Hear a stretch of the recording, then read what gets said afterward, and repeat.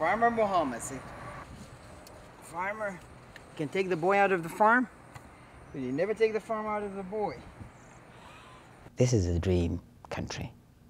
This is really, I call it the sky the limit country. Mohammad Al-Wad Al-Jeed is living proof that there's no reason not to succeed in America. And that's what really, a failure to me in America was not an option. There's no reason for me to fail in America. Mohammad's dream of coming to America began when he was just a boy. He was one of 8 children born to a farmer in Sudan in northern Africa. When he was about 12 years old, he saw an American presidential debate broadcast on the TV news there. And from that day, I never forget, I just fell in love with America. At that time, Mohammad and his family lived in a small village of about 300 people. My both parents, they have no educations. But from early on, they believe that education is the key to your success. And they implement that on us. After high school, Mohammad was accepted into a college in Yemen, where he had a double major in economics and political science. In his 3rd year of college, he began applying to schools here in the U.S. Since he was from a farm family, one of his relatives told him he'd probably feel most at home in the Midwest. I went ahead and I applied for 10 university. And I will never forget, after the minute I graduated, Wichita State was the first one to respond back to my applications. Here you go, I'm coming Kansas. Doesn't know anybody, have no idea, the only thing I know the university. When he arrived, he took an English placement test.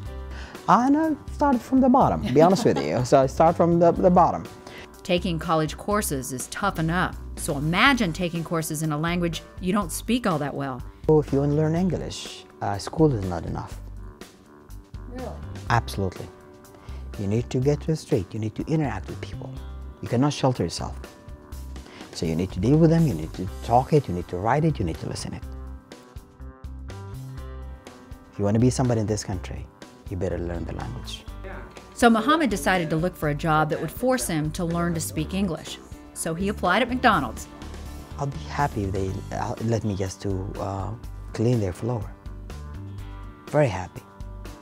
And that's just what the manager wanted him to do. And I said, can you come tomorrow at 2?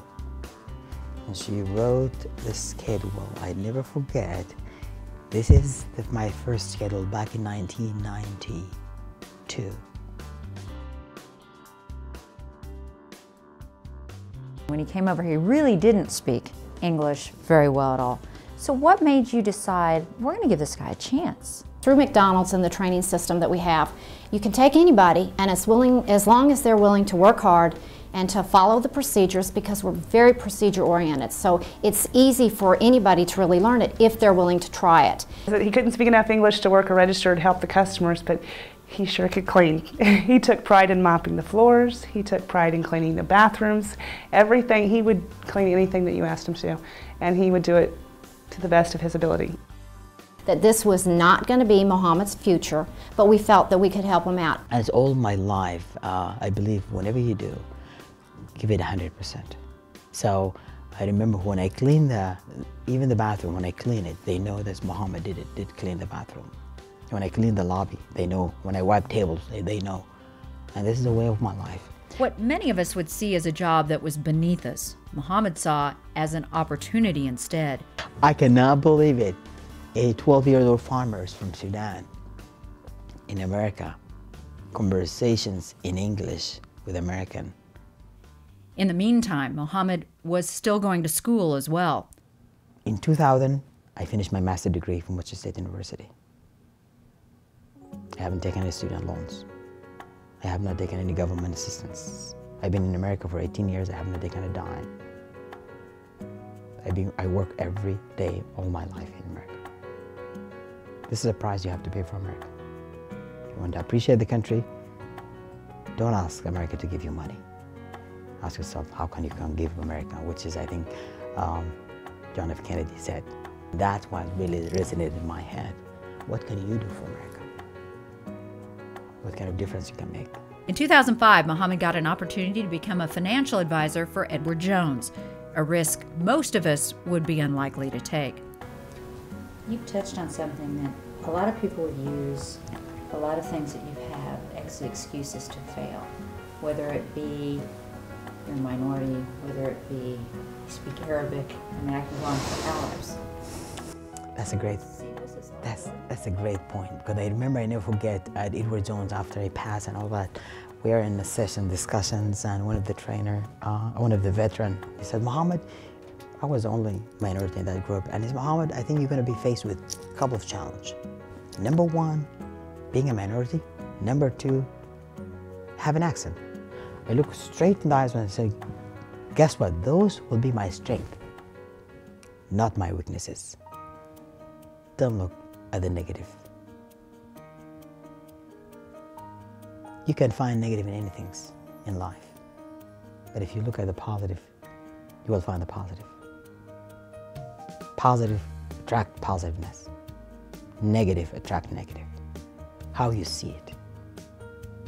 And believe me, if you can become grateful, if you can have gratitude, appreciate the people around you, appreciate life, guess what? Life will appreciate you.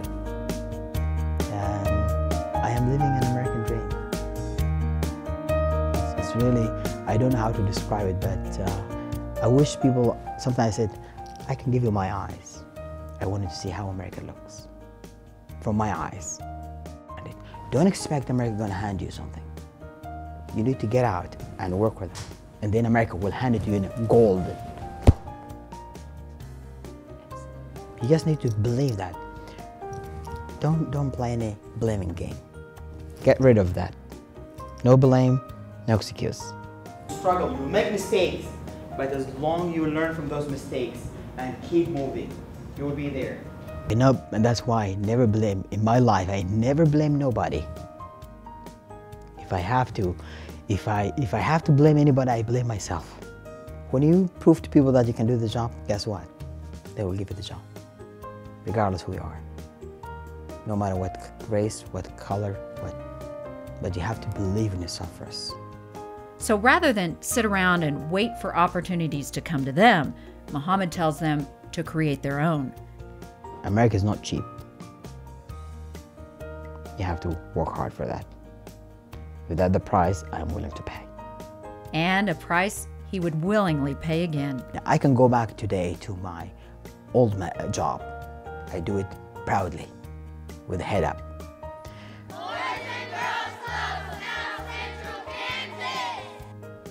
And I'm very grateful. I mean, thank God for the strength and the health that He had given me, and I couldn't do it without God's help. Who can imagine a maintenance or the cleaning guy at McDonald's could become a financial advisor holding millions of dollars, working with millions of dollars? The only country you can, in America. If you have a dream, go after it. Don't waste time. Life is very short. Just follow your guts and follow your heart. You never know where it might lead you.